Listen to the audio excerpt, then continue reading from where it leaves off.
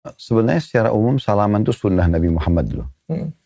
Asal kita salamannya dengan yang pertama sesama jenis, laki-laki sama laki-laki, perempuan sama perempuan. Karena kata Nabi SAW, aku tidak menyalami wanita. Nah, beliau mengatakan begitu. Berarti sebagai contoh untuk umatnya, laki-laki jangan sembarangan salaman sama perempuan. Nah. Kemudian yang kedua adalah salaman dengan laki-laki dan perempuan, tapi ada istilah mahram. Mahram itu artinya Dr. Richard gak boleh nikah dengan mereka. Contoh ibu kandung, tante, ponakan, gitu kan. Nah itu semua adalah mahram. Ini kita boleh salaman laki-laki sama perempuan. Tapi yang global secara umum, memang ada larangan masalah itu. Itu dulu. Jadi salaman sebenarnya bagian daripada sunnah Nabi. Cuman memang ada batasan-batasannya. Dan kata Nabi SAW, tidak ada dua orang muslim yang bersalaman. Kemudian mereka melepaskan tangannya kecuali berguguran dosa-dosanya. Karena salaman itu bagian daripada ibadah gitu kan. Nah cuma sekarang kita pindah. Kalau dikembangkan lebih jauh, contoh misalnya seorang murid salaman sama gurunya.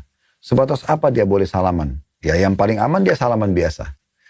Tapi boleh nggak seorang murid cium tangan gurunya? Boleh, bukan tidak boleh. Ya kan?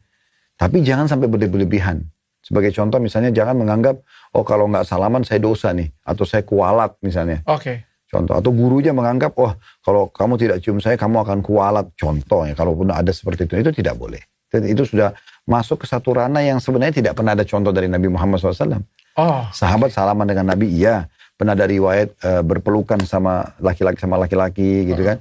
Saling menghormati. Tadi mungkin dokter salaman sama saya, contoh. Nah itu, seperti itu masih oke-oke saja gitu. Nah, tapi kalau sampai pada tingkat, oh ini kayak tadi dikultus ya, terlalu berlebihan. Misal contoh mencium kaki dan segala macam, ini dikhawatirkan nanti akhirnya menuju kepada pengkultusan individual. Dan itu ada diistilahkan dengan gulu, berlebih-lebihan. Dan itu bukan Islam ya? Jadi itu memang masalahnya dilarang oleh Nabi SAW. Oke. Ya, kata Nabi SAW, hati-hati dengan gulu, berlebih-lebihan, karena itu yang membinasakan umat sebelum kalian.